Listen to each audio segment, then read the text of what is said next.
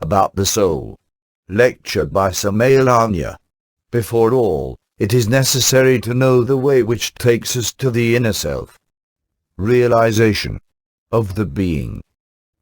It is urgent to comprehend the necessity to crystallize within us that which is called soul. Jesus the Christ said, "With patience shall you possess your souls." Also, before all, it is good to understand what the soul is. Truly I must tell you that the soul is a group of laws, principles, virtues, powers, etc. People possess the essence, the psychic materia, to produce the soul, but they do not possess the soul yet.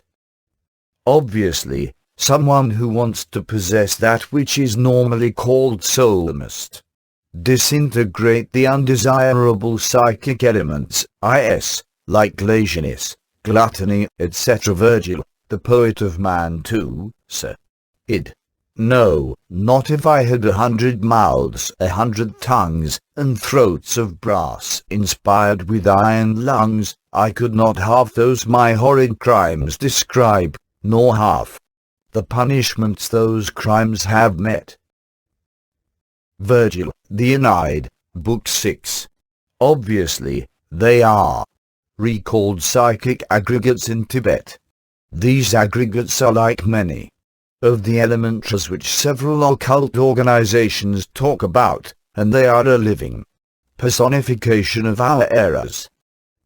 It has been said that Jesus of Nazareth threw 7 demons out of Mary Magdalene's body, and the 12 were with him, and certain women, which had been healed of evil spirits and infirmities, Mary called Magdalene, out of whom went 7 devils.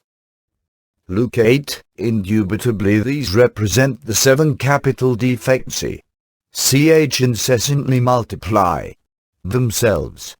This affirmation about the Christ means that the inner Christ threw several inhuman psychic aggregates out of Mary Magdalene's body. Each one of these aggregates is organized in a very similar way to that of the human personality, and they possess 3 brains, the intellectual, the emotional, and the moving, instinctual, sexual. Each aggregate really looks like a person. If we say that many people live within us, we are not exaggerating. It is so. All the aggregates fight with each other. They struggle for superiority. Each one of them wants to be the master, the lord, the one who succeeds in imposing himself, the one who succeeds in controlling the 5 cylinders of the organic machine in a given moment, thinks he is the only one. Moments later, nevertheless, he is vanquished and another takes his place. So in reality, truly, a person is not the same, not even for half an hour. It seems incredible, but it is so. You, yourselves sitting here and listening, came in with an aggregate, and you sat and listened, but if you pay attention to what has happened inside you until this precise moment, you will discover that now you are different, that you are not the same ones who came here and sat down. Why? Because the psychic aggregate, which controls the organic machine and began sitting down, was displaced by another, which is now listening. If I said you were the same all along, I would be abusing your mind to my own. So in reality, psychic aggregates are changing. One is in control of the main centers of the brain, just as soon as another. We never remain the same. As for the essence, it is the most worthy, the most decent thing we have inside of us. It is our consciousness. Unquestionably, it is found bottled within all those multiple aggregates, processing itself by virtue of its own conditioning. Each one of you is legion. Let us remember what Master Jesus asked the possessed man in the Gospel. What is your name? And the possessed man answered, My name is Legion. What is the name of each person here? Legion. You do not have true individuality. You have not achieved it. The consciousness in each one of you is terribly asleep. Why? Because it processes itself by virtue of its own embottlement. It is found in a hypnotic state, and that cannot be denied. And about the soul itself, have you achieved, perhaps, its crystallization? If I said that you do not have an immortal soul, I would also be lying. I am conscious of this. Obviously, each of you has an immortal soul, but you do not possess it. Someone could have a beautiful diamond put away in a safe, and possibly he would enjoy thinking he has such object. But if it were pawned, he would not possess it. He would know that he has the jewel, but he could not ignore that he does not possess it. Many times someone receives a nice inheritance and he knows he has it, but it is one thing to have it and another to possess it. Where is our soul? It travels through the Milky Way, it moves throughout the galaxy, but you who are sitting here do not possess it. You know you have it, but it is one thing to know you have it and another to really possess it. So it is valuable to possess it, but how would one come to possess one's soul? By definitely disintegrating the psychic aggregates, because the soul and the aggregates are incompatible. They are like oil and water, they cannot mix. If we do not disintegrate the psychic aggregates, the living personification of our psychological defects, we lose our soul. What use would it be? Said Jesus the Christ. If a man acquires all the treasures of the world, but loses his soul, it will be of no use to him. Is it possible to lose your soul? Yes, it is possible. Whoever enters the worlds of hell loses his soul, that is obvious. It is that we lose this treasure. Is there a way to not lose it? Yes, I repeat, by crystallizing it, here and now. When one completely breaks and disintegrates the psychic aggregate of lust, or aggregates because there are many, one crystallizes in one essence, that precious virtue of the soul known as chastity. When one destroys, annihilates, the psychic aggregate of hate, one crystallizes in oneself the precious virtue of love. When one reduces the psychic aggregate of egotism to cosmic dust, one then crystallizes the precious virtue of altruism, of Christ centrism in oneself. When one annihilates the psychic aggregate of pride, then the ineffable virtue of humility crystallizes in us. Upon getting to this part of our talk, I want to say that, lamentably, many occultist, esoteric texts take you to mystical pride, and that is serious. Very venerable and outstanding authors affirm that we are gods, that each one of us is a god. Obviously, this declaration comes to justify in us the mystical pride which causes so much damage in the way of self-fulfillment, because when one is conceited, convinced that one is a god, one can turn into a megalomaniac. Unquestionably, it is not possible to turn yourself into a true illuminate when you have pride. We could ever think of the gods as a drunkard, a fornicator, an adulterer, a fighter, an egoist, or as envious, jealous, lustful, etc. Each one of us is all of that, in truth. It has always given me much pain to find in occult texts, without citing at this moment, the organization, some which are very venerable, this tremendously hazardous affirmation that we are gods. Observe the reality of the facts, see what we are and do. Not forge illusions of ourselves. We eat, we drink, we fornicate, we adulterate, we hate, we criticize, we are jealous, etc. Do you by chance believe in a God such as that?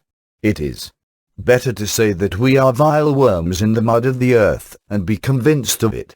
If we want to convince ourselves, it would suffice to be sincere with ourselves. If we examine our existence cautiously, and discover that in reality our life is not one of the 7 wonders of the world, that examination we make over ourselves and over our own life would be of wondrous consequences, because it would permit us to know what we are. We would understand that we are nothing more than poor sinners, vile worms in the mud of the earth. In this way will we follow the path of simplicity and humility. When one truly disintegrates the psychic aggregate of pride, then humility, which is the most precious virtue, crystallizes in us. It must be taken into account that there is not only pride based on social position, money, family lineage, etc. There is a pride which is much worse and hazardous than those forms I have just cited, and it is mystical pride, to believe ourselves as being saints, wise men, to feel ourselves as gods, to suppose nobody is bigger than us, that we are great demigods, etc. This is serious because, in reality, pride will truly never permit us to have a correct relationship with the upper parts of the being. When one cannot relate oneself with the upper parts of the being, then one cannot enjoy illumination either. You will have to live relying on books, reading, listening to conferences, but you will then ever have the mystical experience of what is real. First of all, it is urgent to carry out these studies, which we achieve by eliminating from ourselves mystical pride, which is most dangerous. If we achieve this, the precious virtue of humility blossoms within us. Each time we eliminate a psychic aggregate, there crystallizes a virtue, a power, a law, a gift, etc. This is how, little by little, we crystallize the soul within us. That soul which normally lives around the Milky Way, traveling slowly, crystallizes within us. Nevertheless, we must also affirm that if water does not boil at 100 C, what must crystallized within us does not crystallize, and what must be disintegrated is not disintegrated. When I say the water must boil at 100 C, I am speaking in the form of a parable. I mean that we need to go through great emotional crisis to disintegrate each psychological defect. I know the story of a Gnostic sister who was working so hard on herself that she even got heart sickness. That sister, in tremendous and supreme repentance, cries daily, moans, suffers. She has never thought herself as more than anyone else, and nevertheless, she is the fallen bodies actor of an angel. I wish many would follow this example, whoever would act like this, with supreme repentance, working hard on such or another psychological defect, unquestionably disintegrates the psychic aggregates one by one, and in their place there will crystallize that which is called soul. Whoever achieves complete elimination of all the undesirable psychic elements he carries within, crystallizes 100% in himself, his soul, a group, I repeat, of precious virtues or ineffable genes, attributes, laws, gifts and qualities of perfection. Even the physical body must be transformed into O soul. Only in this way does one get where one must go. I know many scholars of brilliant intellectualism who have drunk from all the philosophies of the world, be it Western or Eastern. They know Hebrew, Sanskrit, and even Greek, yet they suffer horrible. Why? They do not enjoy illumination because they have not yet produced the bodhicitta. This word may sound a little strange to you. It happens to be an Oriental term. In Japan, China, India, and Nepal, wherever Gautama, the Buddha Sakyamuni, was born, the crystallized soul in a man or a woman was called bodhicitta. It is marvelous to see how those diverse spiritual elements, virtues, and powers crystallize slowly in the essence as it is being liberated. For this reason we said the essence is material to see. Crystallize the soul. The term produce does not seem very correct to us. We truly find it very heavy, grotesque. Nevertheless, many authors use this term. Permit me the liberty to dissent with them. I prefer to say crystallize, because the soul is not some thing one must produce, it exists. It happens to be that we must crystallize it, and that is different. You have seen, for example, a piece of ice. It is the crystallization of the element water. Unquestionably, when cold is applied to it, it takes form, and is converted into ice. It is amazing to see the crystallization of water. It is done in accordance with certain extraordinary geometric principles. We have a body of flesh and bone. This physical body is formed by organs, the organs by cells, the cells by molecules, etc. There is no doubt that there has been an intelligent directing principle that has promoted order in living cells in the form of organs. The idea of unconscious cells ordering themselves in sleep, just like that, in the form of organs, makes me laugh. How absurd that is. Sleeping, unconscious, blind cells, as Haeckel would say, organizing themselves in the form of organs. That would not fit in the mind of anybody. Some authors state that such cells organize themselves in the form of organs. Authors that do not know what to do upon seeing the wonders of this world, a world in which everything works in mechanical form, as they believe, without a directing principle. They are unconscious. The cells are organized in a conscious way. Then, KS to the intelligent principle of Mother Nature, it is possible to organize the cells of the organism in the form of organs. But if we decompose any atom, be it of the liver, of the kidneys, or of the pancreas, we liberate energy. It is obvious for now in the last synthesis the physical body is made up of different types and subtypes of energy. That is indubitable. Karl Marx stated, which is first, matter or psyche, psyche or matter? He concludes, stating that matter is first. That is completely absurd, because Einstein's postulate state that matter is nothing but condensed energy. Let us remember the postulate that states the following: energy is equal to the mass multiplied by the square of the speed of light. Mass is transformed into energy, energy and transformed into mass. Which is the first to exist? First, energy crystallizes into mass. Then the psyche, which is energy in the most complete meaning of the word, is what is first. Then comes mass. Let us see the worlds around the sun. They are enormous masses, each one with a defined weight, an exact volume. Nevertheless, they rotate around the sun, moved by solar energy. If not for solar energy, those worlds would be dislocated in space. They would roll eternally until they crashed into some sea, omit, or with other worlds. It would be anarchy, disorder, conflict. But the worlds function in an organized manner, and maintain the energy around the sun with exactness. Centripetal energy attracts them, and the centrifugal energy keeps them away.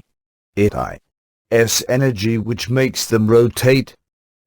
Then what is first, energy or matter?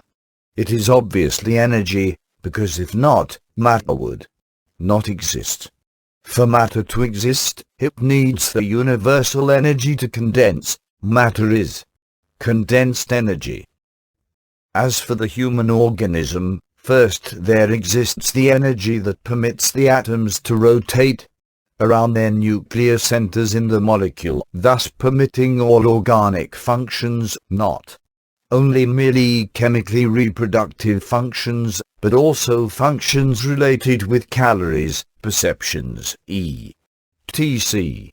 And, what is more, those functions which are related to imagination and will. It would not be possible to conceive an organic body deprived of energy.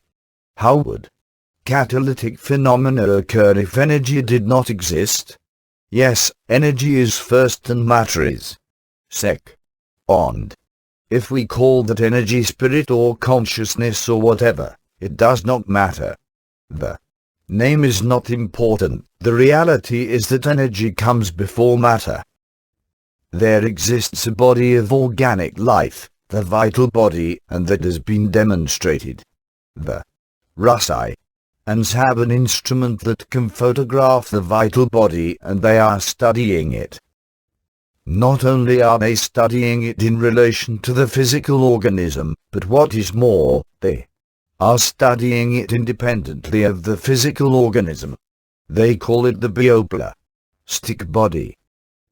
Continuing with this subject, we will say that the vital body is the one that sustains all the processes of organic life, whether we call it lingam, sarira or bioplastic body.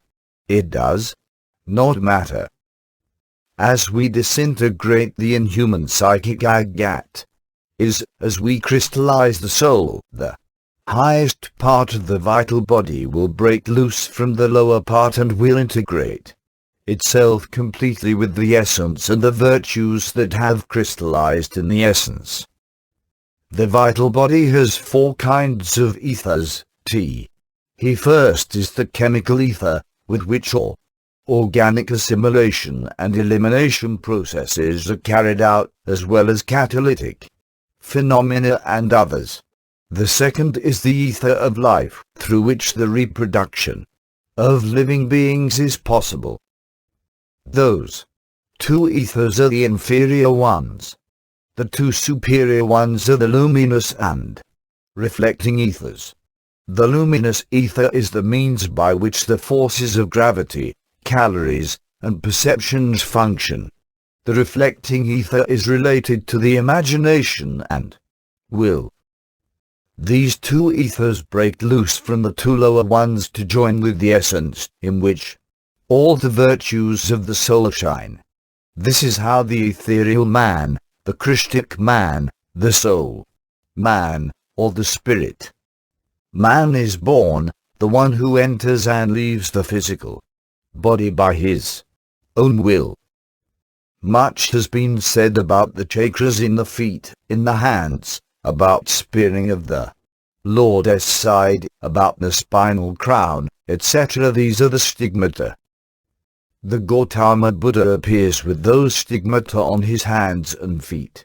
They are vortexes of expansive magnetic forces in the vital body.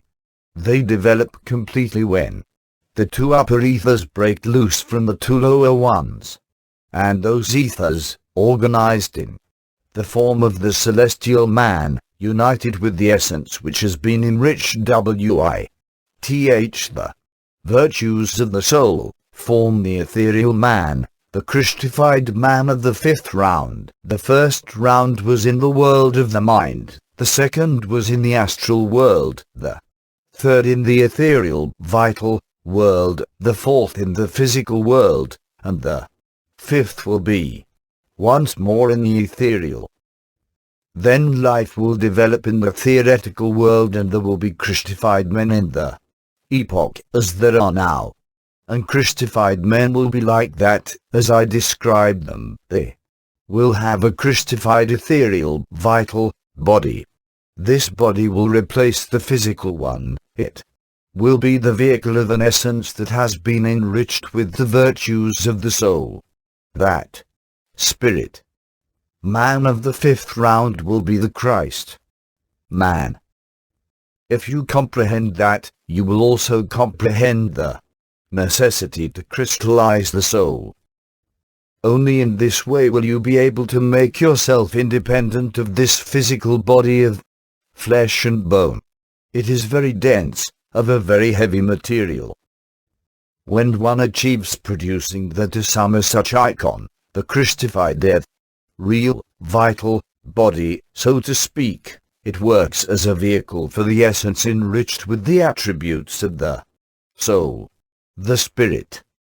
Man has then been born in us. That spirit.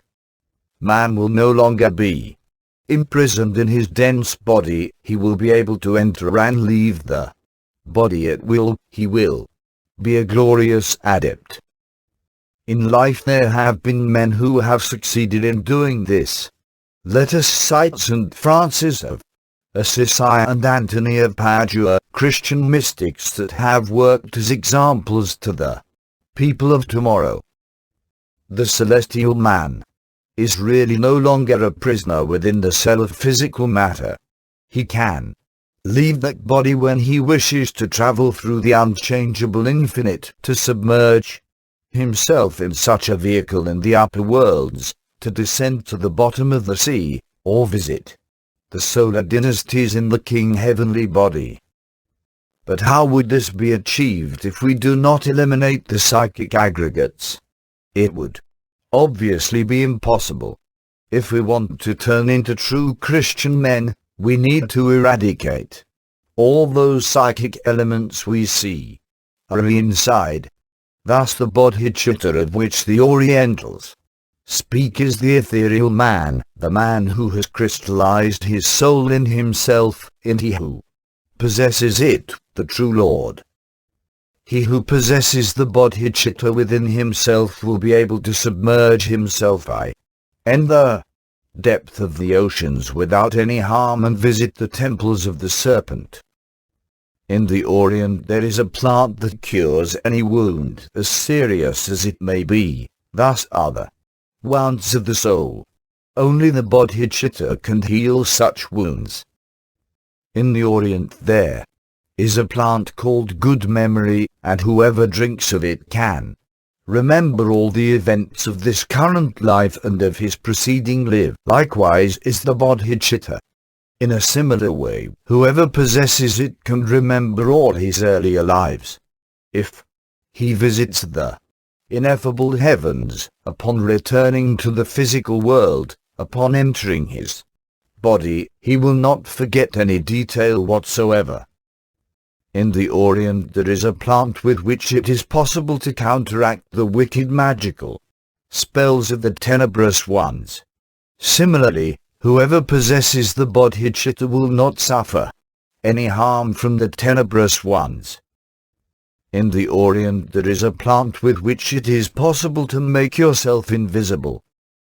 Whoever possesses the bodhicitta is able to make himself invisible in case of some necessity before his worst enemies.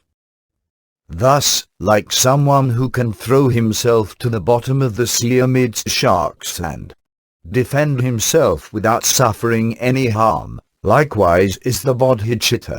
Whoever possesses it, similarly, will be able to enter the bottom of the oceans without suffering any harm whatsoever.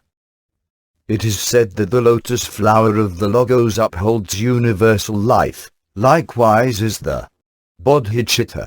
Whoever possesses it can keep his physical body for millions of years.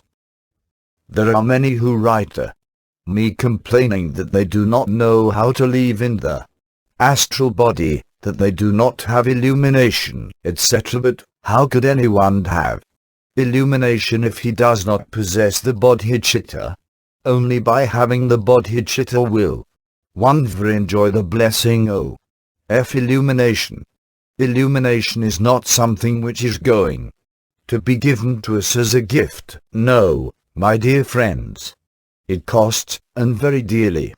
Illumination is only explained through the Dharmadhatu. And what is Dharmadhatu? Good Dharma, a reward for acquired merits. only he who possesses the bodhicitta, so to say, only he who has crystallized the soul, will be able to enjoy illumination. He will have the merits to have it. Illumination is explained with the Dharmadhatu, with universal Dharma, so to say, the reward for our good deeds. Nobody could enjoy illumination if he does not possess the bodhicitta. And nobody could have the bodhicitta if he has not worked hard on himself, if he has not disintegrated the psychic aggregates. So, my dear friends, we need to work on ourselves if we want to possess that which is called soul. With patience you shall possess your souls. Thus it is written in the Lord's Gospel. Obviously there is the need for a method to be able to annihilate the psychic aggregates. Unquestionably, we are to start with psychological self-observation. When one admits one has one's own particular, individual psychology, one must propose to self-observe at home, at work, in the outdoors, etc., wherever our hidden psychological defects may emerge. If we self-observe ourselves continuously, we will be able to see them. A discovered defect must be torn open with the scalpel of self-criticism to see what is that it is inside. Instead of us criticizing the lives of others, we must criticize ourselves. When we have found some defect in ourselves, we must analyze it carefully, open it up, I repeat, with the scalpel of self-criticism. This is possible with the evident self-reflection of the being within. Depth meditation as its basis. Once we have totally comprehended the defect in question, we must disintegrate it atomically. The mind by itself cannot alter any defect radically. It can pass it from one level to another of understanding, hide it from itself or from others, justify it or condemn it, look for evasives, etc., but the mind can never any defect radically. A power that is superior to that of the mind is needed. Fortunately, this power exists. It is found latent in the depths of our being. I want to refer myself emphatically to the iron serpent of our magical powers, Isis, Adonia, Rhea, Sibylis, Tanatsin, the chaste Diane, or Mara. The name does not matter. It is not outside, no, it is within. Obviously, this flaming power is a variant of our own being, but derived. If in meditation we call for help from Devi Kundalini Shakti, the mystical serpent of the great mysteries, we will be assisted. She can pulverize any psychic aggregate, if it has been previously comprehended in all levels of the mind. Once it has been annihilated, a replenishment will emerge, some virtue of the soul, some new characteristic, some law, some special gift, some quality. Indubitably, if we achieve the absolute destruction of the diverse undesirable psychic elements, that will have crystallized in each one of us totality of the soul, this would allow the essence enriched with all the ineffable attributes to dress itself with the some such icon, which is the vehicle of the soul, the wedding garment. Thus is how, in reality, the celestial man is truly born within us. This one is not going to be a prisoner of the body any longer. Let us remember those words of St. Paul when he says, I knew a man who was taken to the third heaven, where he saw and heard words and unspeakable things which, to men, it is not feasible to comprehend. Paul of Tarsus was taken to the some such icon as spirit man, as an ethereal man, and, in fact, he knew the wonders of the universe. So, my dear friends, I have invited you cordially to crystallize in each one of you that which is called soul.